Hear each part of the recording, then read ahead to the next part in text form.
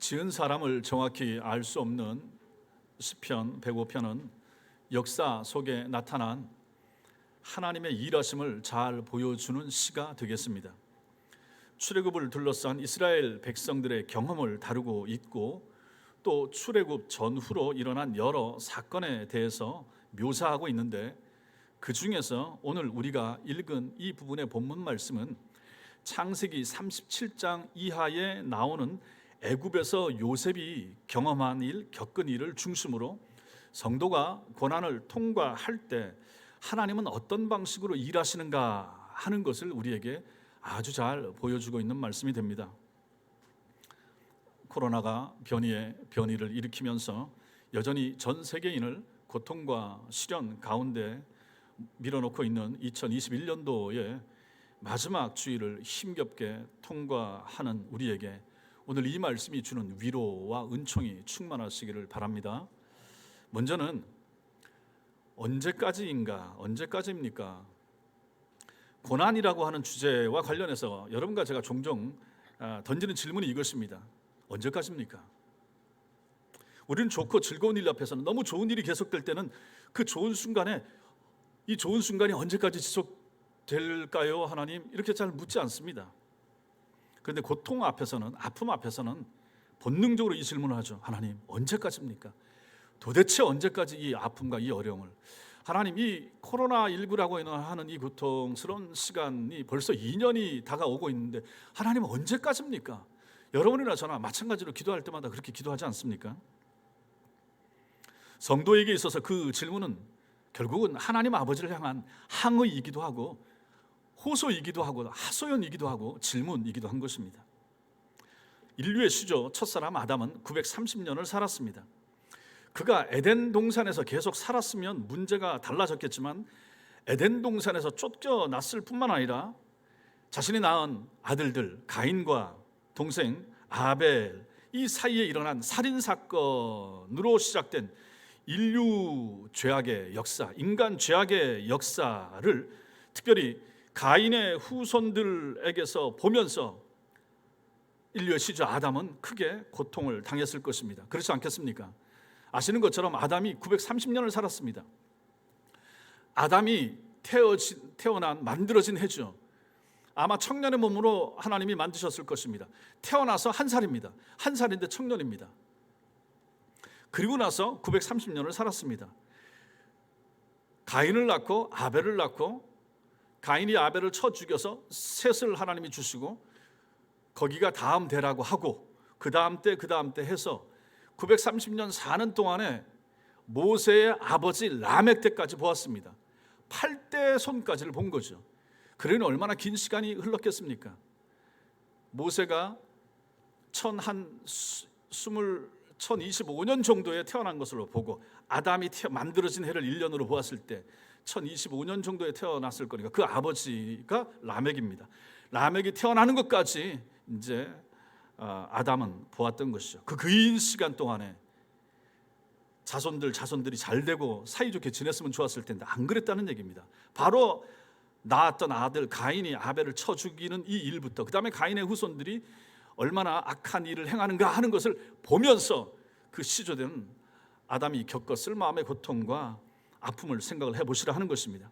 아담은 하나님께서 약속하신 그 여인의 후손, 창세기 3장 15절 원시복음이라고 말하는 이 여인의 후손을 보내줄 것에 대한 생각을 하면서 살았을 것이라 하는 것입니다. 구원자가 올 것이라. 그 구원자를 기다리면서 긴 세월 동안 아담이 아마 이렇게 기도했을 수도 있습니다. 하나님, 언제 보내주시겠습니까? 언제 그 약속하신 구원자 보내주시겠습니까? 얼마나 더 기다려야 됩니까? 얼마나 더 우리 자손들이 저렇게 서로 죽이고 죽는 일을 내가 그걸 꼭 봐야 됩니까? 이렇게 기도했을 것입니다. 단순히 오래 산다는 것이 그에게 축복만은 아니었던 것입니다. 무엇보다도 그가 에덴을 경험했기 때문에, 너무나도 복된 에덴을 경험했기 때문에, 그리고 추방됐기 때문에, 추방된 땅에서 자기의 자손들이 서로 살육을 피비린내 나는 전쟁을 벌이는 것을 보았기 때문에 아담은 고통이 더 컸을 것입니다. 아브라함은 어떻습니까? 그도 하나님께서 약속하신 후손을 기다려야 했습니다. 75세에 하나님께서 자식을 주겠다 약속하셨습니다. 그리고 나서 그 약속이 성취된 것이 25년이 지난 다음입니다. 100세 때 그 아들을 얻었으니 얼마나 긴 시간 기다렸겠습니까? 하지만 아브라함은 하나님께서 약속하신 메시아는 장차 자신을 통해서 주실 이삭을 통해서 나타날 것까지도 알고 있었습니다. 또 기다려야 했습니다. 누가? 아브라함도. 하나님, 약속하신 구원자를 언제 주시겠습니까? 야곱도 마찬가지입니다. 길면 몇 달 정도 될 줄 알았던 외삼촌 라반 집으로 도망갔던 그 여정은 끝을 기대할 수 없을 만큼 계속 길어졌습니다. 결국 하나님의 지시를 받고 그 험난한 여정을 마쳤을 때는 시간이 얼마나 흘렀습니까? 20년이 지난 시점이었습니다. 야곱도 그 집에 있으면서, 삼촌 집에 있으면서 기도했을 것입니다. 하나님, 제가 언제까지 이렇게 약속을 어기고 하는 이 삼촌 밑에서 언제까지 기다려야 합니까? 저는 언제 집으로 돌아갈 수 있을까요? 기도하지 않았겠습니까? 모세도 마찬가지입니다. 애굽 왕자의 자리에서 도망쳐서 광야에서 보냈던 40년 뿐만 아니라 이스라엘 백성들을 이끌고 광야에서 보낸 40년의 기간을 또 생각을 해보십시오. 모세 역시 시간과의 싸움을 피할 수가 없었던 사람입니다. 모세의 기도로 알려진 시편 90편 4절 말씀 같이 읽겠습니다. 시작. 주의 목전에는 천년이 지나간 어제 같으며 밤의 한순간 같을 뿐이니이다. 하나님의 사람들의 마음속에 있는 하나님의 시간은 저렇게 생각이 되더라 하는 것입니다. 천년이 밤의 한순간에 불과합니다. 누구에게? 하나님께. 그 시간 속을 하나님은 성도인 여러분과 저를 하여금 살게 하셨다 하는 것입니다. 다윗은 어떻습니까? 젊은 시절에 그는 언제 끝날지 모르는 사울 왕의 자기 장인의 위협을 피해서 도피 생활을 여기저기 얼마나 많이 다녔습니까? 그래서 그가 그의 시에 시편에 보면 얼마나 자주 때가 나옵니까? 주여 어느 때까지니까? 어느 때까지니까? 계속 때를 묻는 거죠. 더 놀라운 것은 우리 주님도 이 때에 대하여 자주 말씀을 하셨다 하는 사실입니다. 우리 주님도 늘 생각하신 거죠. 때. 요한복음에서 때가 아직 낮음에 영광을 얻을 때가 왔도다. 내 때가 아직 이르지 아니하였도다. 계속하여 우리 주님도 당신의 때에 대해서 말씀하시는 것을 보게 됩니다. 주님이 누구십니까? 그 때를 위해서 오셨습니다. 그 때의 절정이 무엇입니까? 십자가 위에서 죽으시던 순간이었던 거죠. 그 시간에 죽으셔야 됐고, 그리고 사흘이 지난 때에 부활하시고 승천하셔서 하나님 보좌 우편에 계셨어야만 되는 거죠. 그때 우리 주님께서도 그 때를 기다리며 사셨습니다. 그러면 보십시오, 성도 여러분, 언제까지입니까? 언제까지니까? 라고 하는 기도, 이것은 모든 성도가 고난 가운데 있을 때, 또 인생을 살아가면서 본능적으로 묻는 질문이 되는 것입니다. 우리만 그런 것이 아니더라 하는 거죠. 구약 성경과 신약 성경에 나타난 모든 경건한 하나님의 사람들, 불신자들은 예외로 두고 모든 신자들 마음속에도 다 때가 있더라 하는 것입니다. 우리는 이 질문을 이 모든 것의 열쇠를 쥐고 계시는 하나님께 묻게 되는 것입니다. 젊은 사람들은 모르지만 나이가 드시면 드실수록 때에 대하여 내가 언제 세상을 떠날 것인가, 내가 떠난 다음에는 어떤 일이 있을 것, 우리 자녀들의 때에 대해서 계속해서 생각하게 되더라 하는 것입니다. 이 때에 대한 키는 누가 갖고 계신가, 쥐고 계신가? 우리 하나님이 갖고 계시다 하는 사실입니다. 두 번째로, 그래서 우리는 섭리하시는 하나님을 봐야 되는 것입니다. 하나님의 자녀들은 하나님께 묻습니다. 하나님께 질문하고 호소한다는 것 자체가 무엇을 보여줍니까? 하나님께 대한 신앙이, 믿음이 있다는 것이죠. 그 신앙의 여러 내용 중에서 중요한 것이 하나님께서 섭리하신다 하는 것입니다. 하나님의 섭리, 하나님의 섭리에 대하여 웨스트민스터 신앙고백서 소요리 문답이 이렇게 설명을 하고 있습니다. 하나님의 섭리 사역은 지극히 거룩함과 지혜와 능력으로서 그의 모든 피조물과 그것들의 행동을 보존하고 통치하시는 일이다, 이렇게 설명을 하고 있습니다. 이게 무슨 말입니까? 세상의 모든 일은 결코 우연히 일어나지 않으며 전부 다 뭐 하나라도 하나님의 섭리 가운데 일어난다 하는 말입니다. 하나님의 섭리 사역이 단 1분이라도 중지된다면 모든 창조 세계는 무너지고 말 것입니다. 하나님의 섭리가 미치지 않는 영역은 없습니다. 하나님의 섭리는 참새 한 마리 떨어지는, 미물이 땅에 떨어지는 순간까지도 미친다라고 성경이 말해주고 있습니다. 우연히 우리가 보기에 발생하는 일 같은 일에도 하나님의 섭리가 미친다 하는 것입니다. 그러니 우리 인간의 삶에 일어나는 모든 일들은 어떻겠습니까? 우리는 우리가 자유의지를 가지고 있고 내가 어떤 행동을 할지 내가 결정한다라고 생각합니다. 그러나 이것조차도 무한히 지혜로우신 하나님의 섭리 안에 있으며, 심지어 사람들이 죄를 짓는 것, 인간의 죄악된 행동까지도 하나님의 섭리의 범위를 벗어나지 못한다 하는 것입니다. 이것을 우리가 정확히 아는 것이 필요합니다. 이게 이제 교리를 배우면서 가르쳐 주는 거죠. 하나님의 섭리 속에 들어가는 내용이 되는 것이죠. 이걸 설명을 할 수가 있습니다. 요셉을 애굽의 노예상에게 형들이 팔아 넘겼습니다. 얼마나 악한 행동입니까?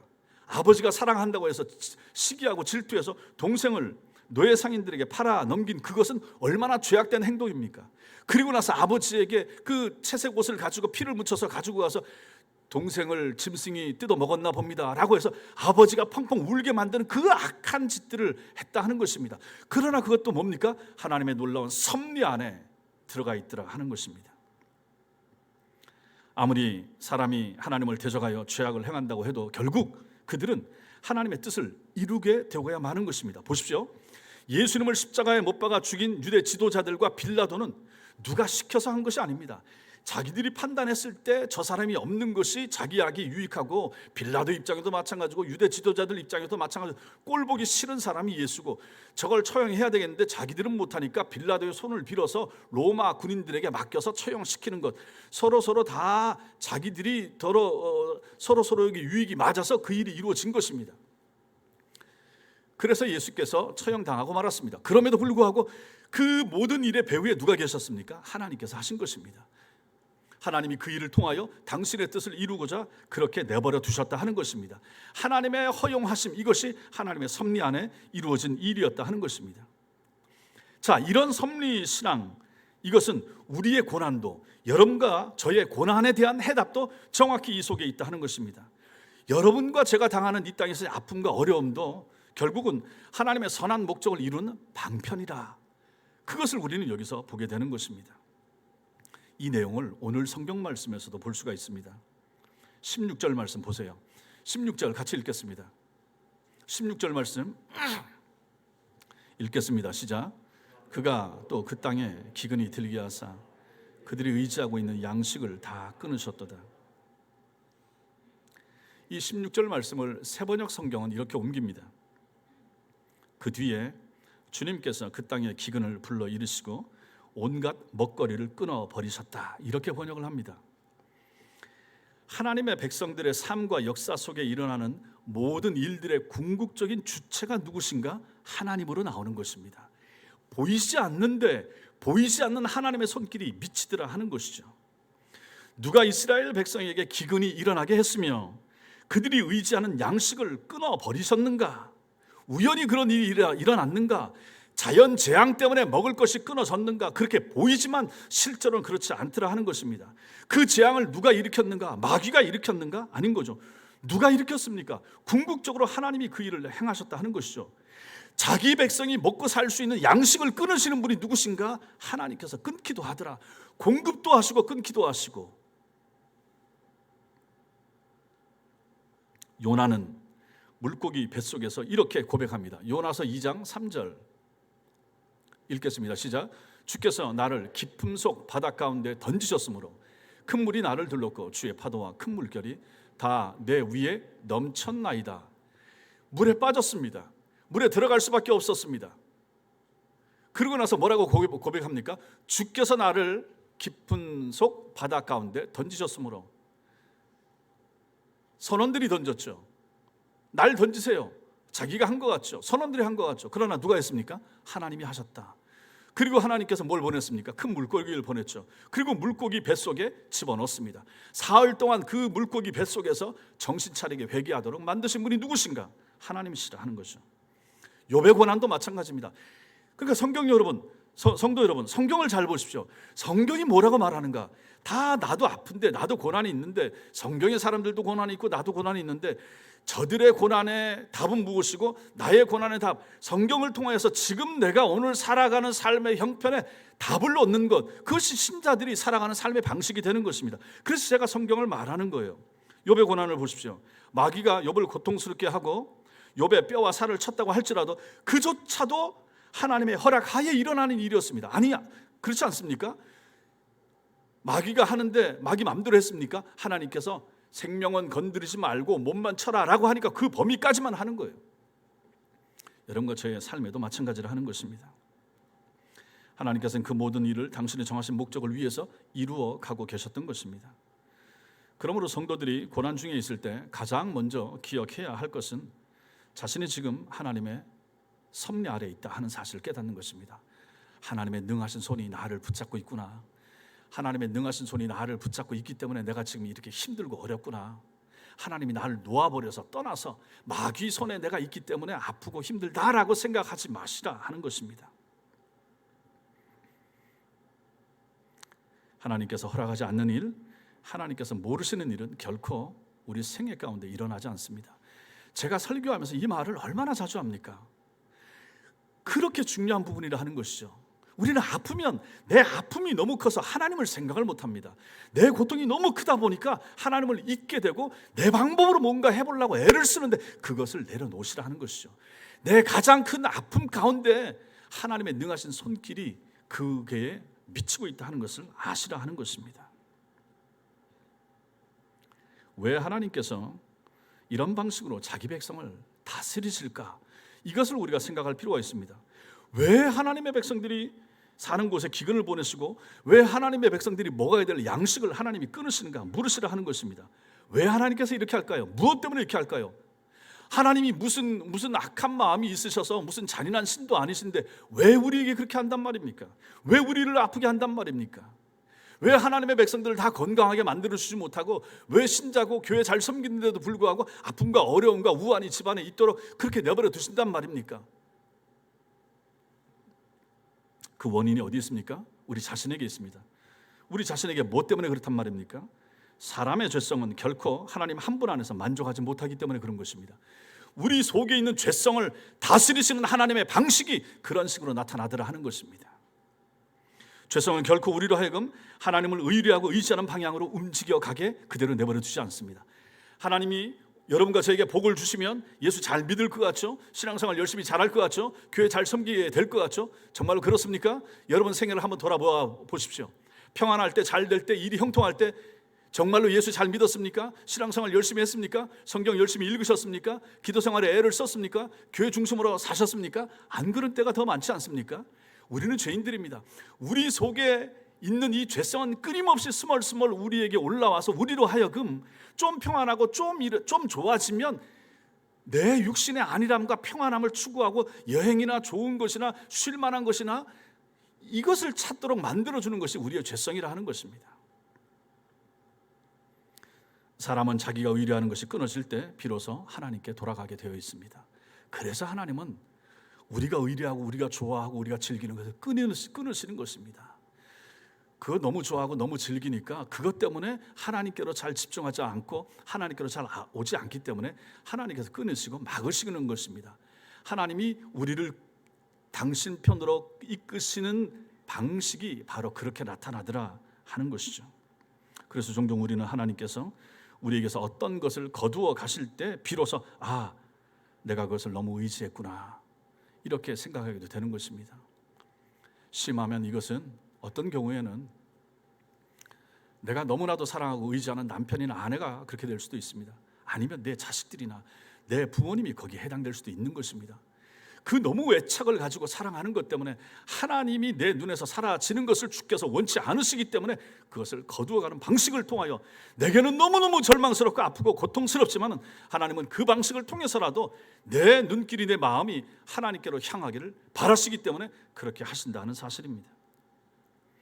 하나님께서는 이런 방법들로 우리를 움직이게 하셔서 하나님의 뜻을 이루시는 분이십니다. 물론 기근으로 인하여 고난을 받는 백성들은 그 당시에는 하나님의 목적을 선명하게 발견하지 못하지만 말입니다. 하나님께서는 언약의 자손인 야곱의 집안 사람들이 살고 있는 그 땅에 기근을 주셔서 그들이 믿고 의지하던 것을 먼저 끊으신 것입니다. 이런 방식으로 하나님께서는 언약 백성들을 애굽으로 보내는 일을 마침내 성취하고 계시는 것입니다. 그 아브라함의 후손들이 애굽 땅에 가야 되잖아요. 거기서 고생을 좀 해야 되거든요. 고생하면서 430년 시간 동안에 인구가 좀 불어나야 되거든요. 내려갈 때 인구는 70명밖에 안 됐고 그거 가지고 한 민족을 이룰 수가 없잖아요. 긴 시간이 필요하고 그런데 연단이 필요하고 그래서 하나님께서 보내시는데 보내시는 방식을 이런 식으로 하시더라 하는 것입니다. 거기에 양식이 많고 풍년이었으면 내려갈 일이 없었죠. 양식을 끊으니까 양식 구하러 어디로 가면 될까? 아, 저기에 애굽에는 양식이 많다고 하던데 그 양식은 누가 만들어 놓은 겁니까? 하나님께서 요셉을 통하여 양식을 만들어 놓으신 것이죠. 하나님께서는 야곱의 집안을 애굽으로 옮기시기 위하여 기근을 주셨는데 그 기근을 주시기 전에 하나님께서 하신 일이 무엇입니까? 한 사람을 먼저 애굽에 보내시는 것이죠. 파송하시는 것이죠. 그 기근이 시작되기도 20년 전에 말입니다. 그 사람이 누굽니까? 요셉인 것입니다. 그러니 이런 걸 생각하면 와, 하나님의 지혜는 얼마나 놀라우신가. 20년 후에 일을 하시기 위하여 우리 사람도 무슨 프로젝트 내년에 무엇을 할 것인가, 기업들은 10년 앞을 내다보고 나라는 100년 앞에 대계를 어떻게 건설한다고 하지만 우리 하나님께서는 전 인류의 역사를 하나님께서 이미 창세기부터 준비를 하시고 요한계시로 끝날 때까지 하나님의 마스터 플랜이 하나님 마음 안에 다 있었던 거 아니겠습니까? 우리가 몰라서 그렇지. 우리는 성경을 통해서 이제 이것들을 조금 성경 속에 살아왔던 사람들의 모습을 보면서 이것을 우리한테 이제 적용을 하는, 아, 내 생에도 이렇게 했구나. 내가 20년 전에 그 일을 당했던 것이 오늘 나를 위함이었구나.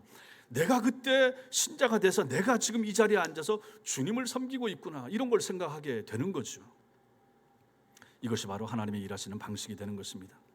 그런데 하나님께서 어떻게 일하시는가? 세 번째로 시간 속에서 일하시는 하나님을 우리는 보는 것입니다.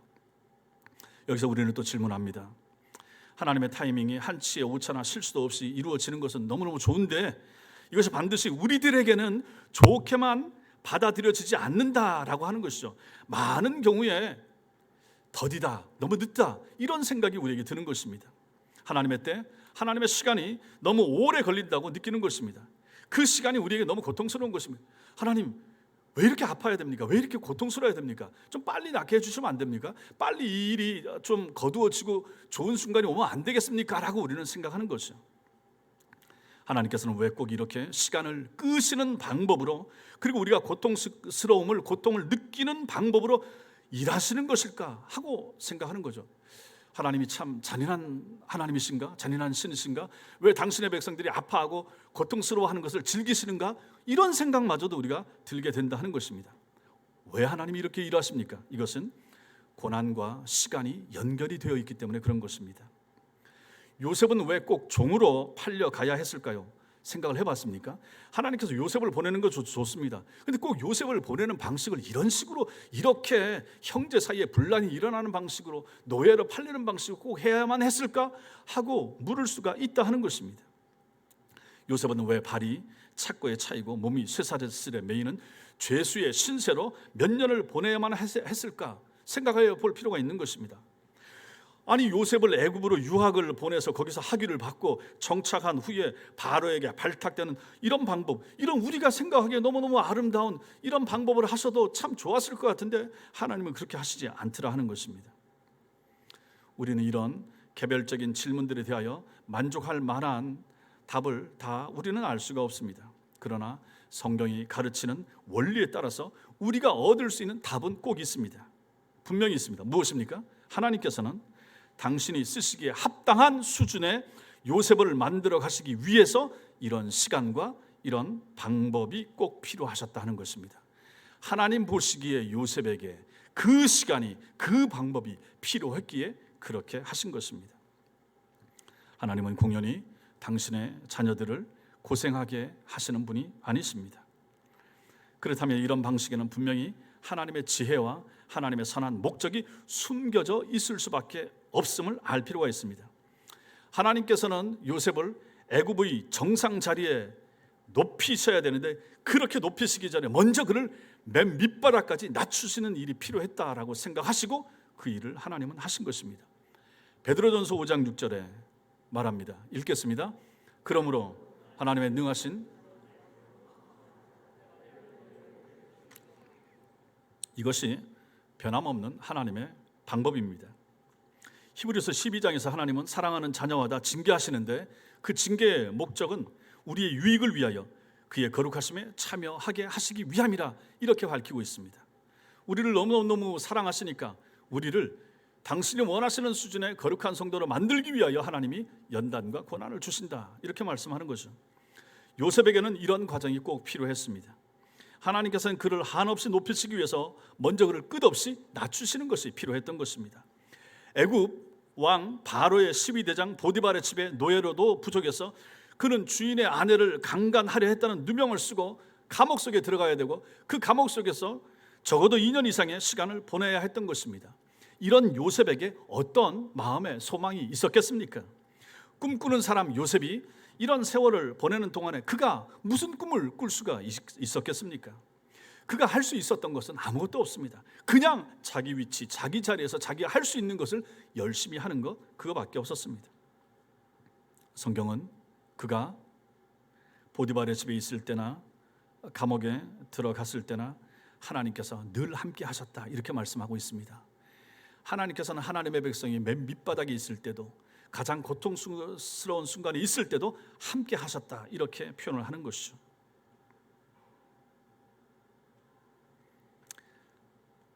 그 와중에서도 요셉은 하나님께 대한 자신의 신앙을 잘 지키면서 지나왔습니다.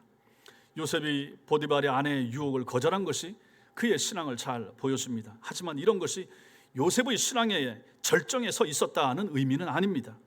그는 여전히 청년이었고 하나님의 사람으로 다듬어져 가야 할 필요성이 있는 사람이었습니다. 여전히 시간이 좀 더 필요했습니다.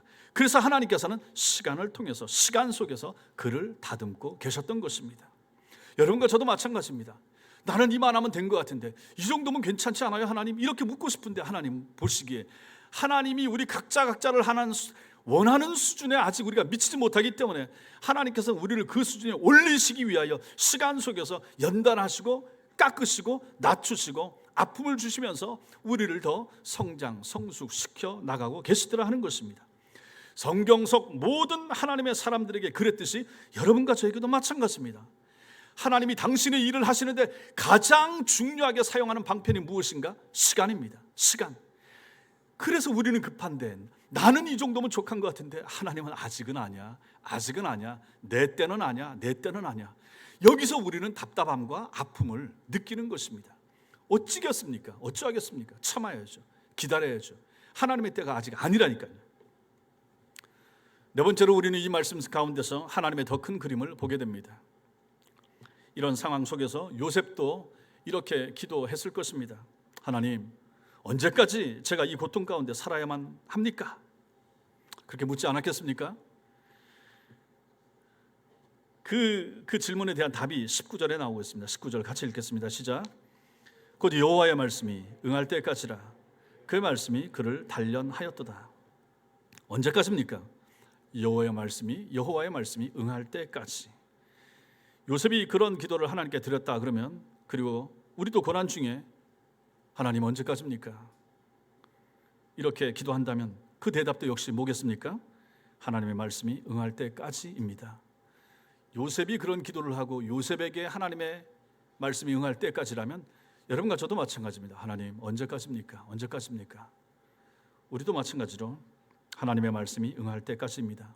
요셉이 17살의 나이에 형들에 의해서 팔려서 애굽의 노예로 그 젊은 날을 다 보내야만 했고 나중에는 감옥에서 죄수의 신분으로 적어도 2년 이상의 생활을 해야 했습니다. 그는 청소년기와 청년기에 그 귀중한 시간 13년을 그렇게 우리가 보기에 허비한 듯이 보내야만 했던 것입니다. 요셉이 감옥으로 간 것은 요셉을 바로 앞에 세우시려는 하나님의 픽처, 큰 그림이 있었던 것이죠. 우리는 몰랐잖아요. 요셉도 몰랐을 것이고 당연히 아버지 야곱도 몰랐고 형들도 몰랐고 그걸 누가 알았겠습니까? 그 당시에. 하나님께서는 요셉이 감옥에 있을 때에 바로 그때 바로의 술 맡은 관원장과 떡 굽는 관원장이 바로의 노여움을 사서 감옥에 들어가게 하심으로써 그들로 하여금 요셉을 만나게 하셨습니다.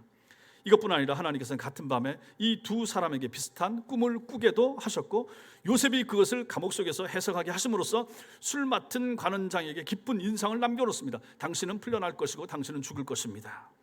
요셉은 그 사람의 꿈을 해석해 주면서 자신의 고난이 끝나기를 간절히 바라면서 이렇게 말합니다. 창세기 40장 14절 읽겠습니다. 당신이 잘 되시거든 나를 생각하고 내게 은혜를 베풀어서 내 사정을 바로에게 아뢰어 이 집에서 나를 건져주소서.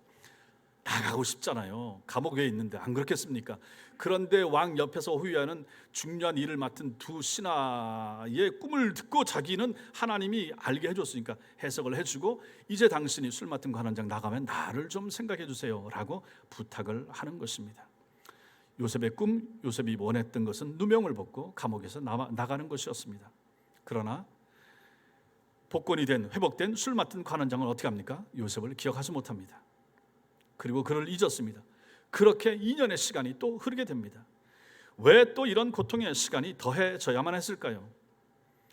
하나님의 뜻은 단지 요셉이 누명을 벗고 감옥에서 나가는 것만이 아니라 요셉을 애굽의 총리로 서게 하는 것이었기 때문입니다. 이것이 하나님의 뜻이기 때문입니다.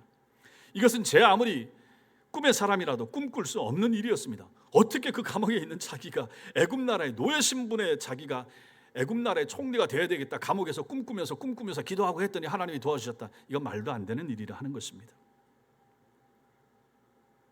더구나 외국에서 노예와 죄수로 13년을 보낸 요셉이 언감생심 그런 꿈을 꿀 수 있겠습니까? 2년이 지나서 하나님께서는 바로에게 또다시 꿈을 꾸게 하셨는데 그것은 애굽의 점술가나 애굽의 박사들도 결코 풀 수 없는 꿈이죠. 당연하죠. 하나님께서 요셉을 통해서만 꿀 수 있는 꿈을 꾸게 하셨기 때문에 그런 것입니다. 당연히 바로의 술 맡은 관원장이 그제서야 2년 전에 내 꿈을 꾸며 풀어 해몽해준 애굽 청년이 있지 그때 생각나는 것입니다. 그리고 바로에게 요셉을 소개하게 됩니다. 성경은 그때 요셉의 나이가 30살이라 밝힙니다.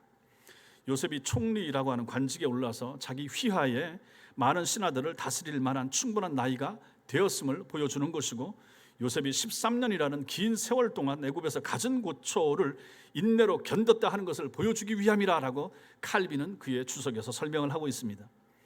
하나님은 이 13년의 시간을 통하여 요셉을 총리라는 관직을 감당할 만한 겸손한 하나님의 종으로 빚으셨고 한편으로는 요셉을 애굽의 총리가 되기에 충분한 나이가 되도록 하나님께서는 그를 가만히 내버려 두신 것입니다. 그 당시에 애굽 나라에서 관직에 오를 수 있는 최소한의 한도 나이가 30살이었다. 그때까지 하나님께서는 13년의 시간을 17살의 나이에 팔려와서 거기서 그 긴 시간 동안 있도록 하나님께서 섭리하셨다 하는 것입니다. 이것을 19절 말씀이 뭐라고 표현합니까? 하나님의 말씀이 응할 때까지, 하나님의 말씀이 이루어질 때까지가 되는 것입니다. 요셉의 전 삶의 과정을 또 뭐라고 19절에서 표현합니까? 그의 말씀이 그를 단련하셨도다. 무엇이 사람을 단련을 합니까? 하나님의 말씀이 하나님의 사람을 단련하는 것입니다. 하나님은 13년이라는 시간을 통해서 요셉을 당신의 말씀으로 단련, 연단시키셨습니다. 이것은 모든 하나님의 자녀들의 삶에도 마찬가지입니다. 하나님이 여러분과 저를 향한 당신의 뜻이 있으시고 우리를 연단시키십니다. 무엇으로 연단시키셨습니까? 무엇으로 연단시키시겠습니까? 하나님의 말씀을 붙잡고 하나님이 살아가도록 연단시키십니다. 그래서 하나님이 우리를 연단시키실 때는 그렇게 보면 두 가지로 우리를 연단시킵니다. 세상살이의 험난함을 통하여 우리를 연단시키시고 그 가운데 하나님의 말씀을 붙드는 방식을 통하여 하나님께서는 당신의 백성들을 연단시켜 나가시는 것입니다. 하나님께서 진행하신 요셉 프로젝트, 사실 이것은 더 큰 그림인 메시아 프로젝트의 아주 작은 일부였을 뿐인 것입니다. 시간이 더 흐른 후에 비로소 요셉은 그것을 체험하게 되는 것입니다. 하나님께서 기근으로 의뢰하는 양식을 끊어버리게 만들자 애굽으로 곡식을 사러 온 형들을 만나게 된 요셉이 자신의 정체를 밝힌 후에 형들에게 한 말이 그것을 잘 보여줍니다. 창세기 45장 말씀 읽겠습니다. 시작. 하나님이 이 큰 구원으로 당신들의 생명을 보존하고 당신들의 후손을 세상에 두시려고 나를 당신들보다 먼저 보내셨나니 그런즉 나를 이리로 보낸 이는 당신들이 아니요 하나님이시라. 하나님이 나를 바로에게 아버지로 삼으시고 그 온 집의 주로 삼으시며 애굽 온 땅의 통치자로 삼으셨나이다. 하나님이 하셨다.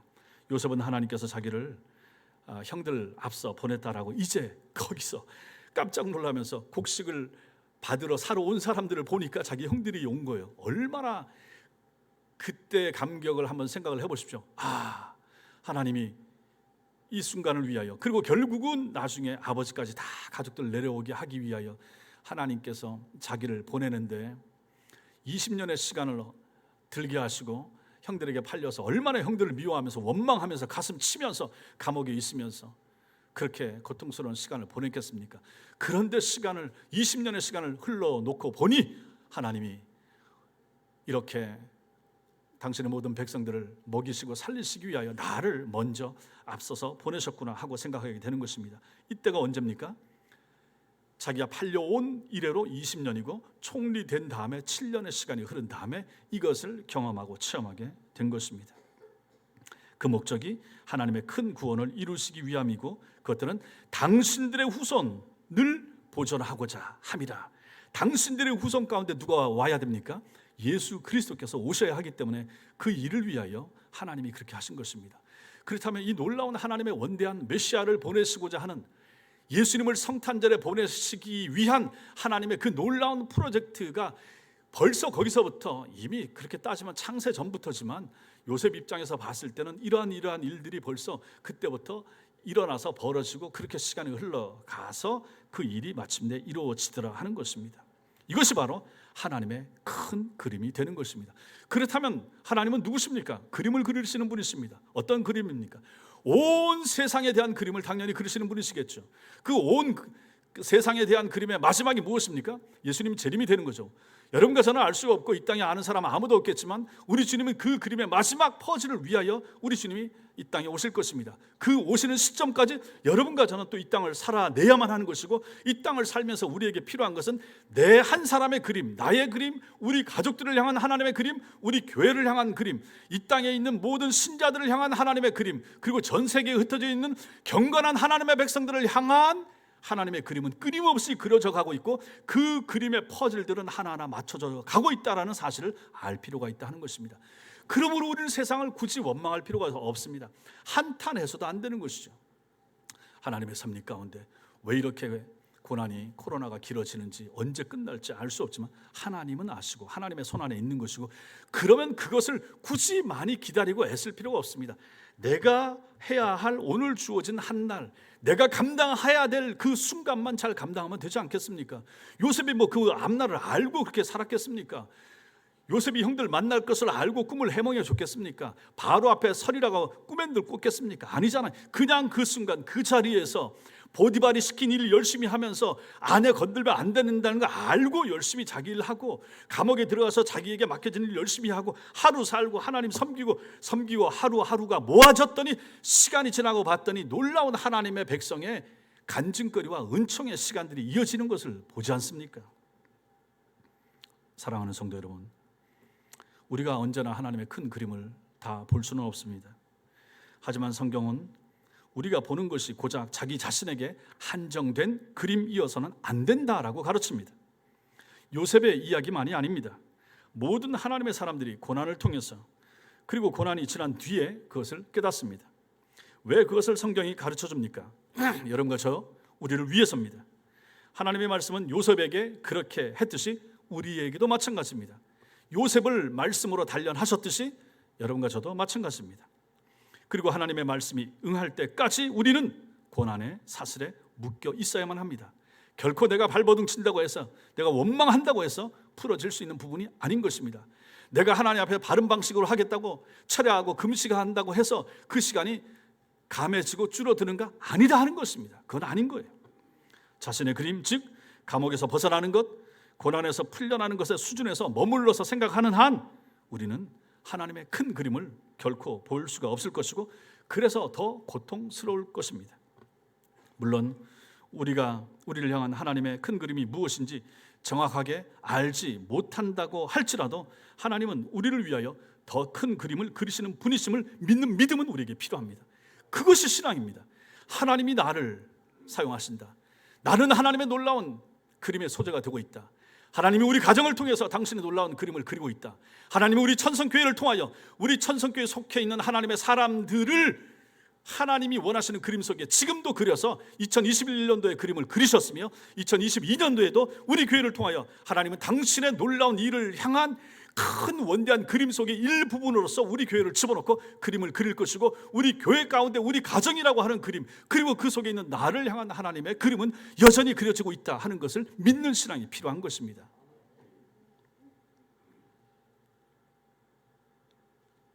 내 뜻이 이루어지기까지가 아니라 하나님의 뜻이 이루어지기까지, 내 말이 이루어지기까지가 아니라 하나님의 말씀이 응할 때까지 우리는 기다릴 수밖에 없습니다. 하나님의 모든 약속은 필연적으로 시련을 동반합니다. 성도 여러분, 성도에게 시련이 있습니다. 참 성도에게 시련이 있습니다. 육체의 시련도 있고 삶의 시련도 있고 가정적인 시련도 있을 수밖에 없습니다. 시련 없는 하나님의 사람들 없습니다. 예수 믿어도 마찬가지입니다. 잘 믿어도 마찬가지입니다. 오래 믿어도 마찬가지입니다. 그럼에도 불구하고 하나님이 나를 사랑하시고 우리를 사랑하시고 하나님의 놀라운 그림 속에 내가 들어가 있다 하는 사실을 결코 잊지 마시라 하는 것입니다. 하나님은 그렇게 일을 하시는 분이십니다. 왜 이렇게 하시는가? 아까 말씀드린 것처럼 우리 안에 있는 불신의 죄성, 그것을 연단하시려는 하나님의 목적 때문에 그런 것입니다. 우리 속에 죄성이 있습니다. 이 죄성은 죽기까지 없어지지 않습니다. 우리가 목사가 되고 장로가 되고 예수 잘 믿고 기도 생활 열심히 하는 권사가 됐다고 해서 내 속에 있는 죄성이 사라집니까? 안 사라집니다. 죄성은 우리의 본성과 같아서, 우리의 피부 색과 같아서, 표범의 무늬와 같아서 결코 없앨 수 없는 것이 죄성인 것입니다. 그러므로 이 죄성을 하나님께서 다스리고 이 죄성이 드러나지 않도록 하시기 위한 하나님의 방식이 우리를 향한 하나님의 연단이고 고난이고 아픔이라 하는 것입니다. 그래서 그것이 어떤 사람에게 짧을 수 있고 길 수가 있고, 우리에게 하나님께서 좋은 날도 주시지만 안 좋은 날도 하나님이 주시는 것입니다. 밝은 날도 주시지만 흐린 날을 더 많이 주실 수도 있는 것이 하나님의 방식입니다. 왜 저 사람은 저런데 하나님이 나는 이렇습니까? 절대 비교하지 마시라 하는 것입니다. 다 각자 다릅니다. 하나님은 눈앞에 전혀 다른 인생을 살기 때문입니다. 비교할 필요가 없습니다. 그러므로 절대로 불평이나 원망 혹은 한탄으로 여러분의 고난의 시간을 낭비하지 마십시오. 여러분 생각해 보십시오. 그렇게 따지면 고난이 얼마나 자산이 되는가, 고난이 얼마나 큰 유익이 되는가. 모든 큰 기업을 이룬 사람들이 나중에 자서전을 쓰면서 자기가 고생했던 얘기 쓰면서 그것이 자산이 됐다 말하지 않습니까? 아니, 세상의 일반 은총 가운데 사는 사람들도 그것을 그렇게 얘기한다 그러면 여러분과 저같이 하나님의 사람들이 있어서 우리의 인생 가운데 당했던 고난과 아픔이 어찌 이것이 보석같이 빛나는 자산이 되지 않겠습니까? 그걸 생각한다 그러면 내가 아팠던 것이, 내가 고통스러웠던 것이 얼마나 하나님 앞에 큰 소중한 자산이고 간증거리가 되겠습니까? 이걸 생각하면 하나님 감사합니다. 내게 아픔 주셔서 감사합니다. 내게 허락하신 고난이 너무너무 감사합니다. 이래야 이것이 참 신자 아니겠습니까? 욥이 그것을 통과한 다음에 하나님 앞에 감사했잖아요. 욥의 그러한 감사의 모습은 결국은 우리의 감사의 모습을 비춰주는 내용이 되는 것입니다. 그러므로 성도 여러분, 원망, 불평, 한탄으로 여러분의 고난의 시간을 결코 허비하지 마십시오. 하나님을 신뢰하고 하나님의 선을 의지하십시오. 하나님을 기뻐하고 하나님께 여러분의 길을 맡기십시오. 올 한 해 하나님의 인도를 경험하셨으므로 내년에도 하나님께 맡기시고 그분만을 의지하면서 살아가는 복된 하나님의 사람들 되시기를 주님의 이름으로 축원합니다. 기도하겠습니다.